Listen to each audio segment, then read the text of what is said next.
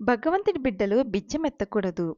మీ న్యాయమైన కోరికలన్నింటినీ తీర్చుకునే ప్రయత్నానికి దైవాన్ని, మార్గదర్శకత్వాన్ని కోరండి. ఎందుకంటే మీ ప్రార్థనలన్నింటికీ జవాబులు పొందే అత్యుత్తమ మార్గమది. కానీ ఒక్క విషయాన్ని మీరు స్పష్టంగా గుర్తుంచుకోవాలి. మీ ప్రార్థనలో బిచ్చమెత్తడాన్ని వదిలేయండి. దీనంగా యాచించే మీ పాత ధోరణిని మార్చండి. ఆయన బిడ్డ అయిన మీరు ఆ విధంగానే ఆయన్ని చనువుగా ప్రార్థించాలి. మీరు పరాయివాడిలాగో, బిచ్చగాడిలాగో ఆ అహం చేతనలో ప్రార్థిస్తే భగవంతుడు ఏమీ అడ్డుపెట్టడు. కానీ అలాంటి చేతన వల్ల మీ ప్రయత్నాలు పరిమితమవుతున్నాయని మీరు తెలుసుకుంటారు.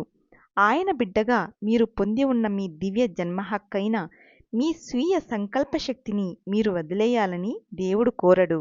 సహజంగానే సమంజసమైన ప్రార్థనలకు, కోరికలకు, అసమంజసమైన ప్రార్థనలకు లేదా కోరికలకు మధ్య తేడాను తెలుసుకోవాలి.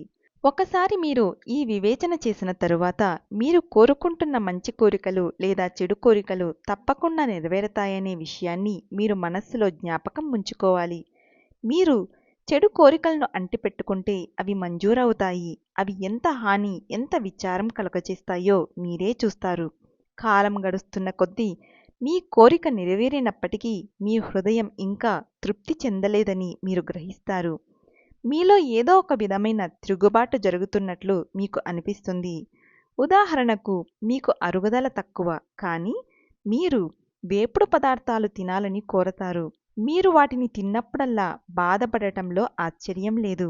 ఆ కోరిక నెరవేరినప్పుడు మీరు సంతోషాన్ని అనుభవించినప్పటికీ ఆ తర్వాత దాని మూలంగా కలిగేది బాధే. ఆ విధంగా మీరు చేసింది తప్పన్న ఎరుక మీకు కలుగుతోంది.